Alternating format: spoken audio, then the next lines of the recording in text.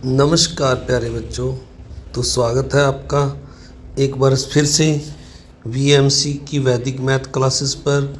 तो आज हम कक्षा 8 का गणित का उड़ान का लेसन नंबर 13 करेंगे, सीधा और प्रतिलोम समानुपात। तो आइए शुरू करते हैं। सबसे पहले यहाँ लिखा हुआ है एक कार का मूल्य 2,50,000 है और एक मोटरसाइकिल का मूल्य 50,000 रुपये है। यदि हम उनके मूल्यों का अंतर लें तो रुपये 2 लाख होगा। यदि हम तुलना भाग द्वारा करें तो यह इस प्रकार होगी 2,50,000 बटा 50,000। तो हम इसको अगर कैंसिल कर देंगे 3 जीरो के साथ 4 जीरो के साथ 4 जीरो, 5 एकम 5, 5 5 25। तो ये 5/1 हम कह सकते हैं कि इसकी कार मोटरसाइकिल के मूल्य का 5 गुना है, यानी मोटरसाइकिल के मूल्य से यह 5 गुना महंगी है। इस प्रकार कई परिस्थितियों में भाग द्वारा तुलना अंतर द्वारा तुलना से बेहतर सिद्ध होती है। भाग द्वारा तुलना को ही अनुपात कहते हैं। हम जो इस तरह जैसे हमने 2,50,000 को 50,000 पर भाग किया तो यह 5/1 आ गया काट कर, तो इसको हम तुलना को अनुपात कहते हैं। रानी का वजन 25 किलोग्राम है और उसके पिताजी का 75 किलोग्राम है। पिता का वजन पुत्री के वजन का कितने गुना है? हमने यहाँ पर दोनों का मतलब अनुपात निकालना है, तुलना करनी है। तो पहले यहाँ कहा गया है पिता का वजन, तो पिता का वजन हमारे पास 75 किलोग्राम है और फिर पुत्री का वजन, तो बटा हम पुत्री का वजन लगाएंगे। इसको अगर कैंसिल करेंगे हम 25 के टेबल पर सीधा कर सकते हैं। 25 एकम 25, 25 तिया 75, तो यह 3/1 आ गया। तो इसका मतलब यह है कि जो पुत्री का वजन है, वो जो पिता का वजन है वो पुत्री के वजन का 3 गुना है। अगर देखें तो हम 25 को 3 से गुना करें तो 75 आता है। तो यह 3 गुना है वजन पिता का। तो पिता के पुत्री का वजन के साथ अनुपात, तो हम लिख देंगे 3:1। ये 2 बिंदियां हैं जिसके द्वारा हम अनुपात का निशान लगाते हैं। अगला क्वेश्चन है, यदि एक पेन का मूल्य 20 है और एक पेंसिल का मूल्य 5 रुपये है, पेन का मूल्य पेंसिल के मूल्य का कितने गुना है? तो प्यारे बच्चों, इसको हम 20 को 5 के साथ डिवाइड कर देंगे। तो 20/5 लगा लें आप, चाहे डिवाइड करें।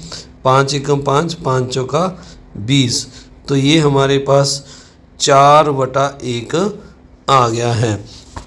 तो यानी देखें तो ये जो मूल्य है 20 रुपये, 5 का 4 गुना है। अगर हम 5 को 4 के साथ गुना करें तो हमें 20 मिलता है। तो इस प्रकार हम कह सकते हैं कि जो पेन का मूल्य है वो पेंसिल के मूल्य का 4 गुना है। तो आइए अब अगला सम देखते हैं।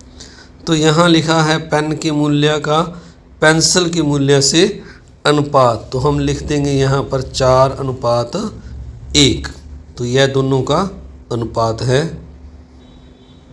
अब अगली जो स्टेटमेंट है इसमें लिखा है दो राशियों की कितने गुना के रूप में तुलना की जाती है, यह अनुपात डैश कहलाता है। तो यहाँ हम अनुपात लिख देंगे, यानी 2 राशियों की जो आपस में तुलना की जाती है इस हिसाब से कि वो कितने गुना है। पहली राशि दूसरे का कितने गुना है, जब दूसरी पहले का कितना गुना है, तो उसको अनुपात कहते हैं। अनुपात को हम ये 2 बिंदियां जैसे पहले हमने ऊपर लगाई थी, 2 बिंदियों के चिन्ह के द्वारा हम दर्शाते हैं।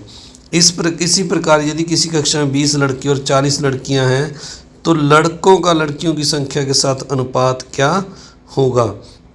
तो हम इस सम में लड़कों का लड़कियों की संख्या के साथ अगर अनुपात देखें तो 20/4 हम इसको लिखेंगे और कैंसिल करेंगे तो ये 1/2 आ जाता है। तो इसे 1:2 के रूप में लिख देंगे। अनुपात में दोनों बिंदियां आमने सामने लिखनी है।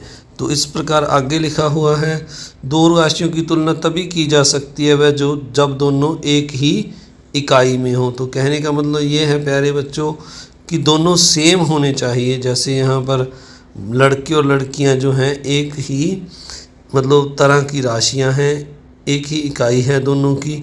जैसे यहाँ लिखा हुआ है सौरभ, जैसे सौरभ घर से स्कूल पहुँचने में 15 मिनट लेता है, सचिन 1 घंटा लेता है।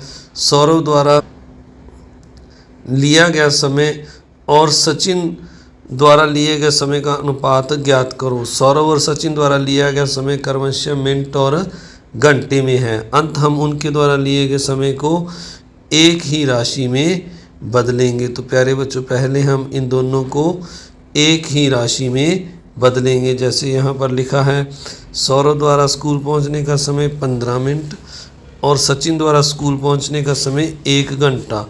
तो इस 1 घंटे को हम मिनट में बदल लेंगे, 60 मिनट हो जाएगा। तो ये दोनों की इकाई मिनट एक जैसी हो गई है। तो अब हमने सौरभ द्वारा लिए गए समय का सचिन द्वारा लिए गए समय से अनुपात ज्ञात करना है। तो सौरभ का 15 मिनट है और सचिन का हम यहाँ पर 60 मिनट लिखकर इनको काट देंगे।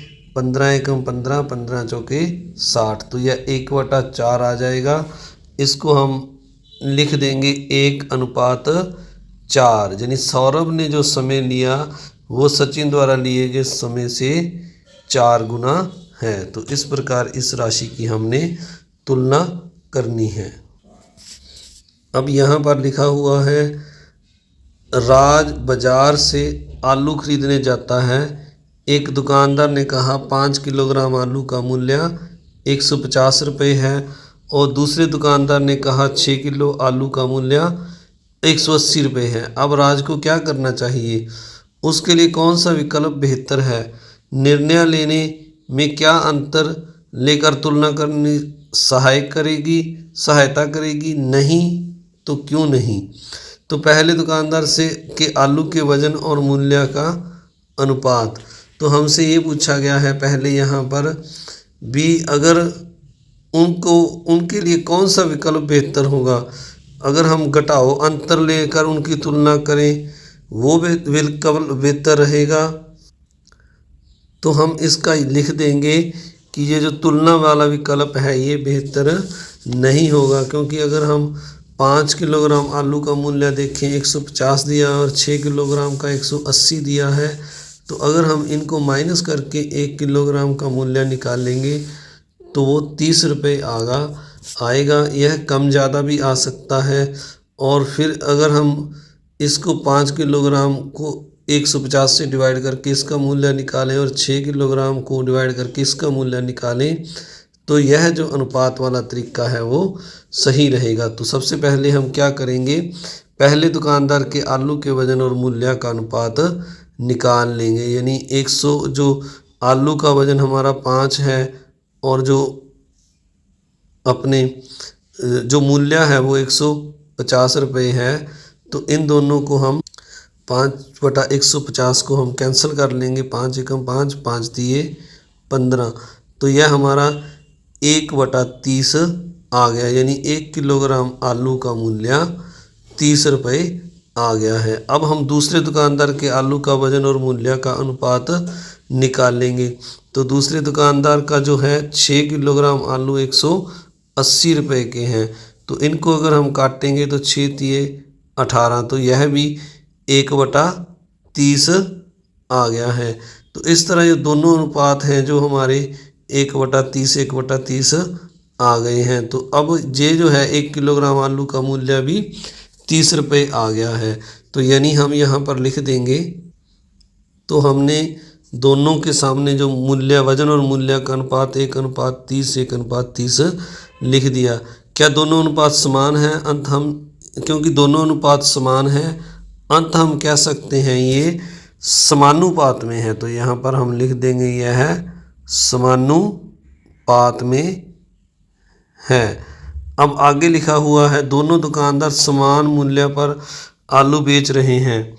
यदि दो अनुपात एक समान हो तो वे समानुपात में हैं और उन्हें समान करने के लिए डैश का या डैश का चिन्ह प्रयोग करते हैं। तो प्यारे बच्चों, इसके लिए हम या तो बराबर का चिन्ह लगा देते हैं, जहाँ चार जो बिंदियाँ होती हैं, चार डॉट्स होते हैं, उनको आमने सामने लिख कर इनका प्रयोग कर सकते हैं। तो अब आगे लिखा हुआ है, तो यहाँ लिखा हुआ है, एक व्यक्ति 2 घंटे में 40 किलोमीटर चलता है, क्या इसी चाल से वह 4 घंटे में 80 किलोमीटर चल सकता है?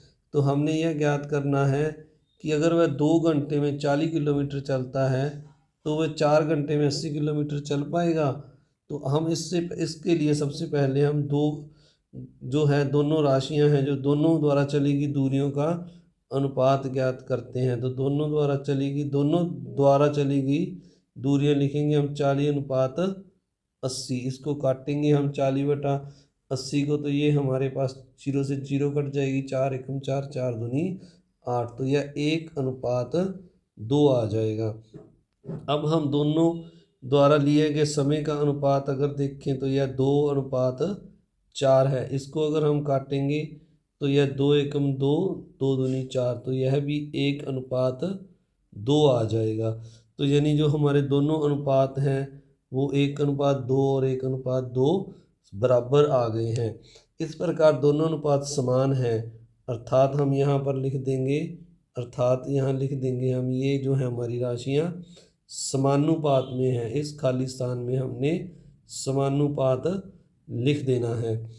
अंत हम कह सकते हैं कि चारों राशियां, तो यहाँ भी खाली स्थान जो है इसमें भी समानुपात लिख देना है। चारों राशियां जो हैं वो समानुपात में हैं। इस प्रकार हम लिख सकते हैं 40/80। तो यहाँ पर हम इसको दोबारा से मिटेकर लिखते हैं, तो हम लिख देंगे 40/80 जो ये लिखा हुआ है बराबर आ जाएगा हमारा 1/2। इसको काट कर हम 1/2 लेकर आए थे। हम इसे पढ़ सकते हैं 40/80 बराबर है, इसमें यहाँ हम लिख देंगे एक को दूसरी तरह लिखते हैं, एक को हम लिख देते हैं 1/2, इस तरह हम लिख देंगे 2 के बराबर है। तो इस तरह आपने लिखना है। अंत वह 4 घंटे में 80 किलोमीटर उसी चाल से चल सकता है। अब दोनों अनुपात बराबर हैं, तो प्यारे बच्चों हम कह सकते हैं कि वो 4 घंटे में 80 किलोमीटर चल सकता है। अब यहाँ पर आगे हमें दिया हुआ है, जांच कीजिए कि दिए गए अनुपात समान हैं, अर्थात वे समानुपात में हैं या नहीं। तो पहले हम यहाँ पर पहले सम में ये देखेंगे 2/9 है, तो यह 2/9 हो गया। अब दूसरा है जो 18/81 को अगर हम देखें तो ये कट जाएगा, 9 पर कट जाएगा, 9 दूनी 18, 9 81, तो यह भी 2/9 आ गया है। तो पहले सम में यहाँ इसके सामने हम लिख देंगे हाँ ये समानुपात में है। अब अगला जो सेकंड पार्ट है उसमें हम देखते हैं, तो यहाँ दूसरे पार्ट में लिखा है 4/12। तो पहले हम 4/12 को काट लेंगे, तो यह हमारे पास हो जाएगा 4/12, 4 एकम 4, 4 तिये 12। तो नीचे हम यहाँ पर 3 लिख देंगे, तो यह हमारा 1/3 आ जाएगा। अब दूसरा हम देखते हैं जो है हमारे पास 10/30 है, जो इसको हम 10/30 लिख के काट लेंगे 0 के साथ 0, तो यह हमारे पास 1/3 आ जाएगा। तो दोनों जो है हमारे समानुपात में है। इसका आंसर हाँ, सेकंड पार्ट का आंसर हाँ लिख देंगे। अगला अब जो नेक्स्ट सम है तीसरा, इसमें यहाँ पर लिखा हुआ है 1/5, तो ये कटेगा नहीं, ऐसे ही लिख लेंगे इसको 1/5। और जो 3/15 है इसको 3/5 करके काट लेंगे, 3 एकम 3, 5 तिये 15, तो ये हमारे पास 1/5 आ जाएगा ये भी। तो दोनों 1/5 आ गए हैं, तो ये भी समानुपात में है। इसका आंसर भी हाँ ये समानुपात में है। तो अब आगे लिखा हुआ है, समानुपात के पद कथन में क्रम में ली गई चारों राशियां पद कहलाती हैं। पहले और दूसरे पद को चरम पद या सिरों के पद कहते हैं, दूसरे और तीसरे पद को मध्य पद कहते हैं। तो प्यारे बच्चों, आप थोड़ा इसको दोबारा मैं आपको समझा देता हूँ। जैसे यहाँ पर लिखा है 40/80, थोड़ा ऊपर करके लिखते हैं इसको। तो यहाँ लिखा हुआ है 40/80 और दूसरी जो साइड है उसमें लिखा हुआ है बराबर डाल के 3/6।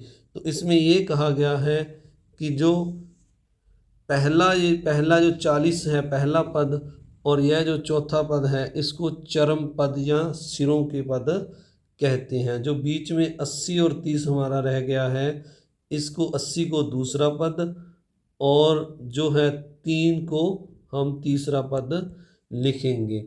तो अब हमें यहाँ पर जो डैश भरने दिए गए हैं हम उसमें लिखेंगे 80, 40, 3 और 4 क्या हैं, ये पद हैं।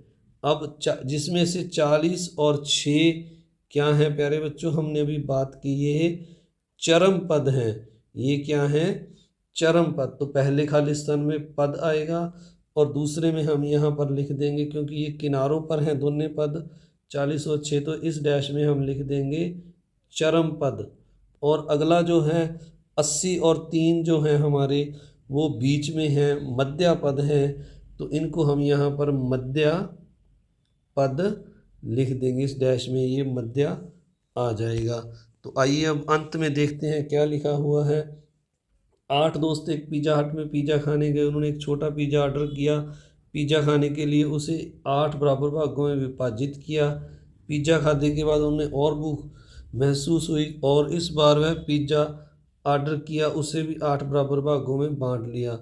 तो प्रत्येक द्वारा खाए गए पिज़्ज़े में छोटे पिज़्ज़े से प्रतिशत में कोई बदलाव आया या नहीं आया। तो प्यारे बच्चों, यहाँ पर यह बताया गया है हमें कि जो उन्होंने पिज़्ज़ा पहले ऑर्डर किया और जो बाद में ऑर्डर किया उसके उन्होंने सेम भाग खाए। तो पहले में से भी उन्होंने 1/8 खाया, हर एक बच्चे ने, मतलब हर एक दोस्त ने, और दूसरे में से भी उन्होंने 1/8 खाया। अगर हम इनको 100 के साथ मल्टीप्लाई करके इनका प्रतिशत निकाल लेंगे दोनों का, तो यह प्रतिशत भी सेम आएगा। यहाँ पर यह 4 आ जाएगा और 100 को काटेंगे तो 50 आ जाएगा, फिर 2/50 को काटेंगे तो 25। तो यह जो है 2/25% आ जाएगा। अब अगर हम दूसरे को काटेंगे इसको, तो सेम ही इतना ही 2/25% यह आ जाएगा। तो इस प्रकार हम लिख देंगे कि नहीं, कोई बदलाव नहीं आएगा, दोनों को सेम प्रतिशत में भाग पिज़्ज़े का मिलेगा। तो प्यारे बच्चों, आप सभी का इस वीडियो को देखने के लिए बहुत बहुत धन्यवाद। आप अगर इस चैनल पर नए हैं तो आपने चैनल को सब्सक्राइब ज़रूर करना है और इस वीडियो को आपने लाइक भी करना है और अपने दोस्तों मित्रों में ज़्यादा से ज़्यादा शेयर भी करना है। Thank you very much.